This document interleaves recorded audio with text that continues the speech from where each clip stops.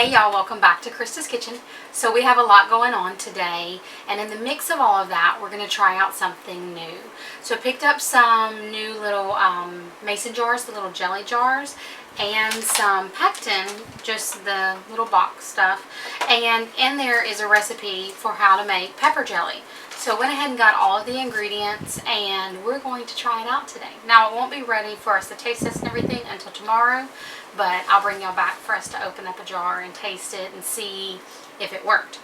I did look online and find that some of the recipes, or some of the people that had tried it, said that one thing from this recipe didn't quite work, and that they needed not just one box of the pectin, but 1.5. So that's the only thing we're going to deviate. Well, and I'm not putting quite as many jalapenos in it as this says, but we're following the little recipe that came in the box, and we're going to try it out and see how it works. So I've got my water heating up in my canner. We're just gonna, this is just a water bath, so you don't even have to have a canner to do this. But heating up the water, since I'm kind of limited on space, then I'll move it over and meet y'all at the stove so y'all can see how we make the jelly, jar it up, and go from there.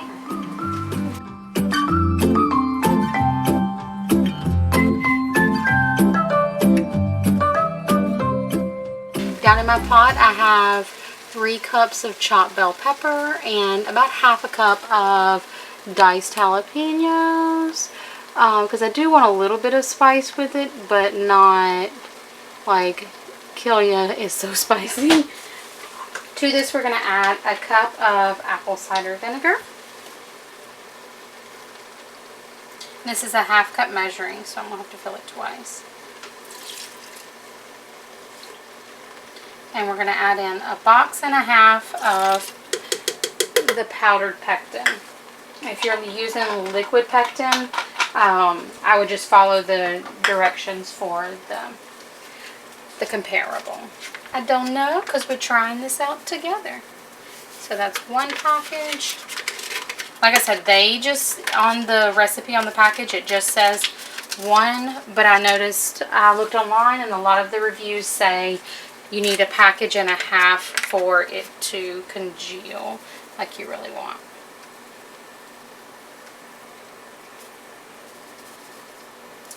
Okay, we're going to stir. We just want to bring this to a rolling boil. Once it gets to a rolling boil, then we'll add in our sugar and everything. Okay, y'all, so it's at a rolling boil. We just have 2 things left to add. So they said add a tablespoon of butter. Now that part's optional. That's just to cut down on the foam that's going to form in there, which I can already see some foam forming in mine, so I chose to add in the tablespoon. And then we're going to add in 5 cups of sugar. It's a lot of sugar, but it's a lot of jelly. We're just going to stir this all in.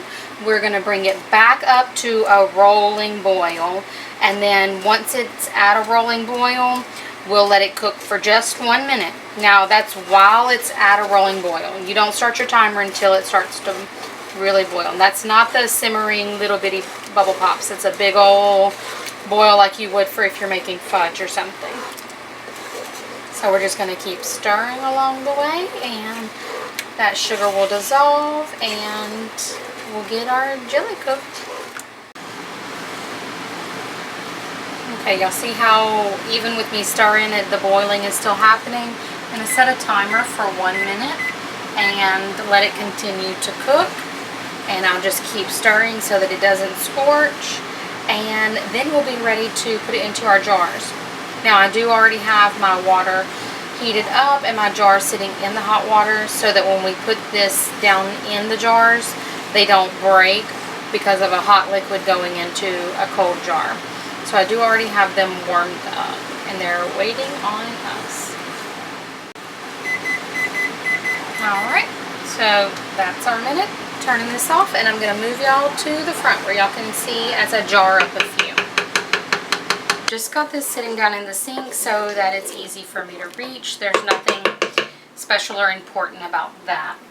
But I am going to pull out just a few jars at a time from my hot water so that I can fill them And you want to minimize them clanking like they are as much as possible, just so we don't crack any jars. We want to leave up until that top little lip, right at the very top. It's the first screw part. It's the 1/4 inch headspace. Now, if you're buying brand new jars, and like I did, and doing this just to save cost, it's not cost effective. This cost about $40. Now, I did the math, but it cost about $40 for these 14 jars. And they come out to be about, well, in comparison, the ones at the store are 10-ounce jars, and they're $4 each. These come out to be about $6.30 per 10 ounces for the same product. So it's not cost effective at all to do this at home for brand new jars. But if you have some jars that are still in good condition and you just need to buy new lids, it comes out much more cost effective that way.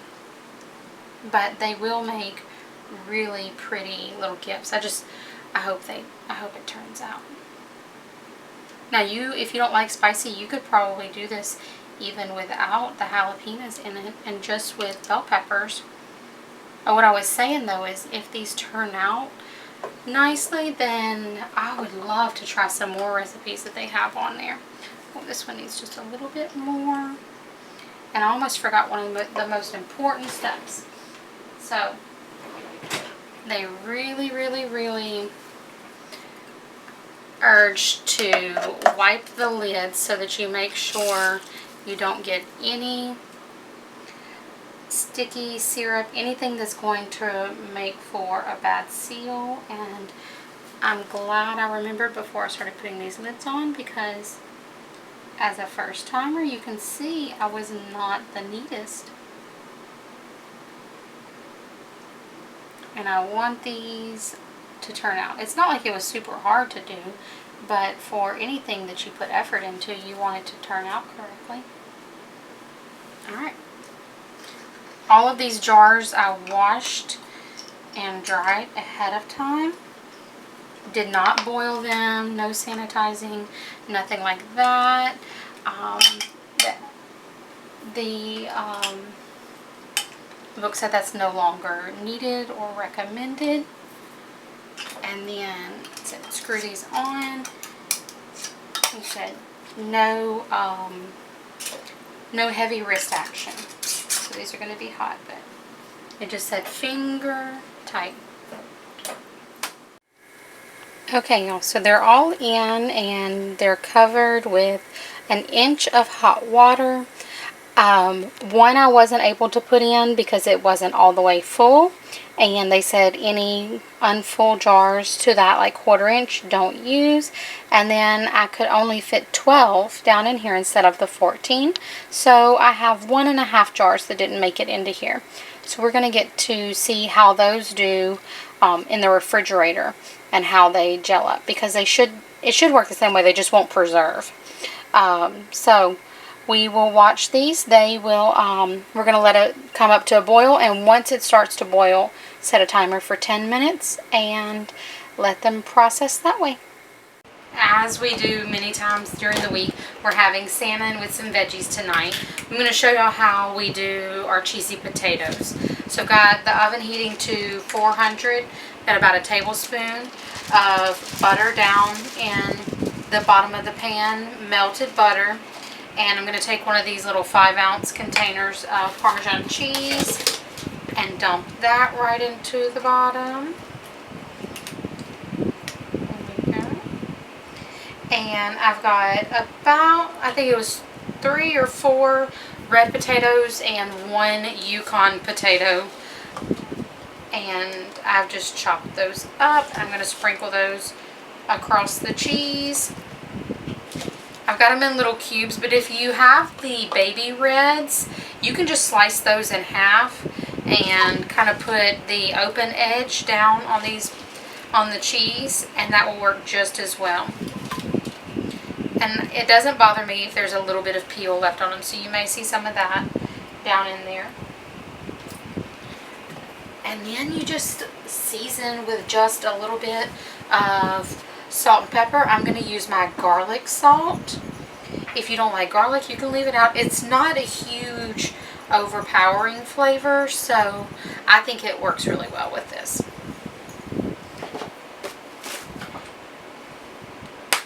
I'm just going to sprinkle a little bit. And that Parmesan is going to be nice and salty, so we don't need a ton, but just to give it some seasoning. And that's it. They're going to go in the oven for about 20 to 30 minutes. It really depends on how thick you cut them, how long that they'll need to go in, but we'll check on them.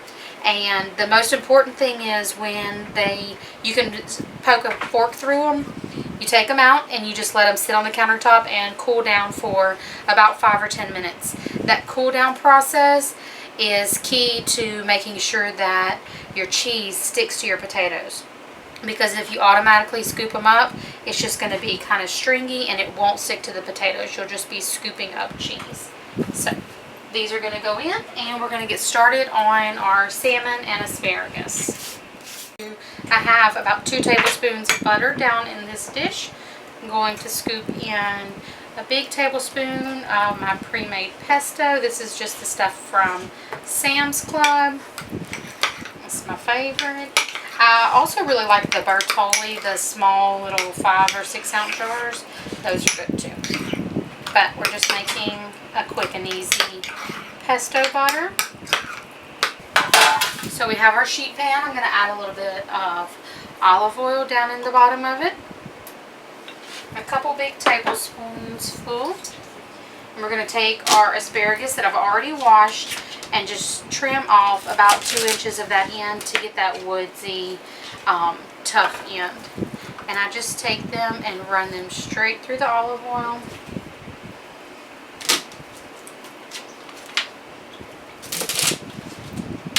And then again, and we'll go to the other side. And we'll sprinkle these with a little bit of garlic salt.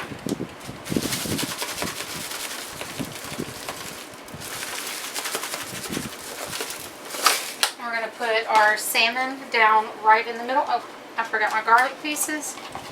And I have some tomatoes that I need to use up, so I'm going to toss those on here and let them just blister in with all of this also.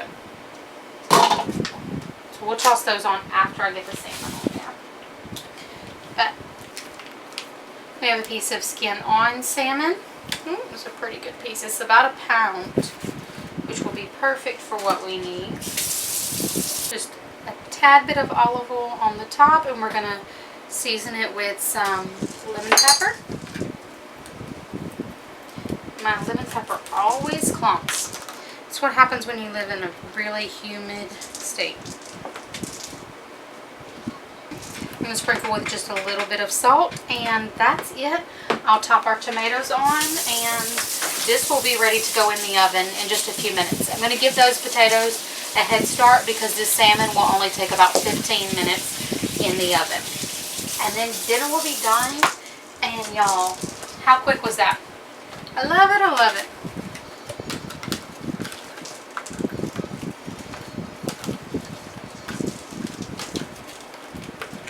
This pesto butter will go in the fridge until like the last 5 minutes, and then we'll put it on top and let it kind of melt and do its thing.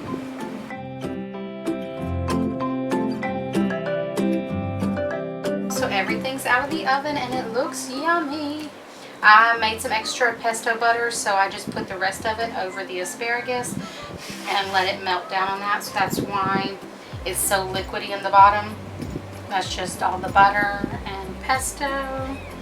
We'll get a few tomatoes. And we're going to cut our salmon.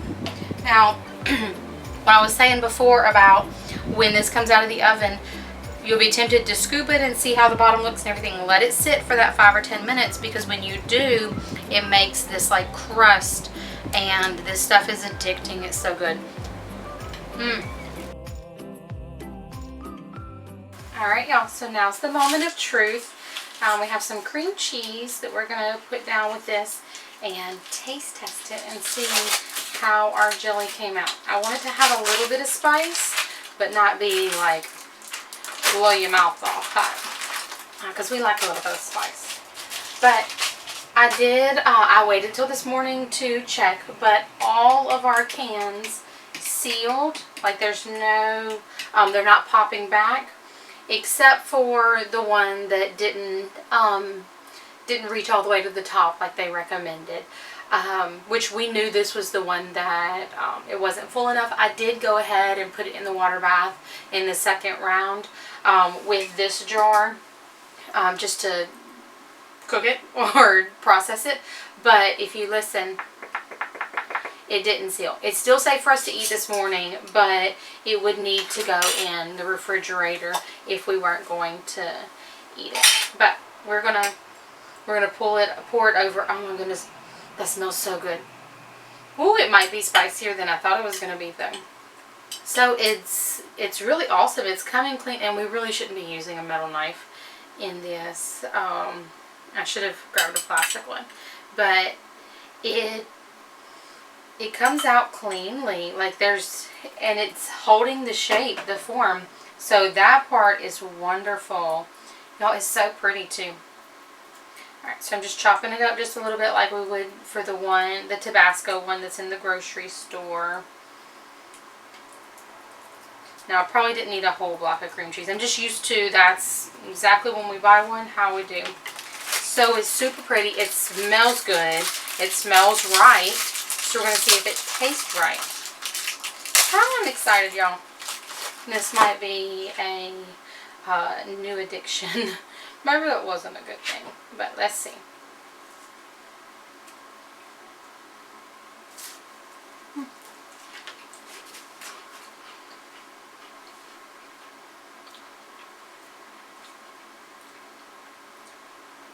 Perfect.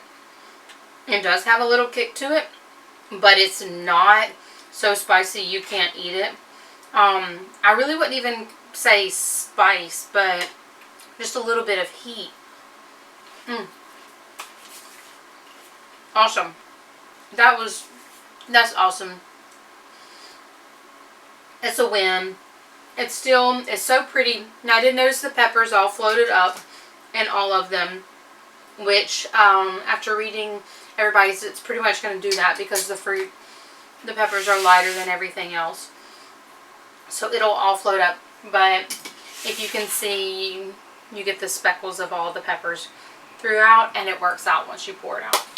So we're going to use this one tonight with a pork loin, and we'll figure out some recipe by the time that comes, but use this for that and see how many different ways we can use it.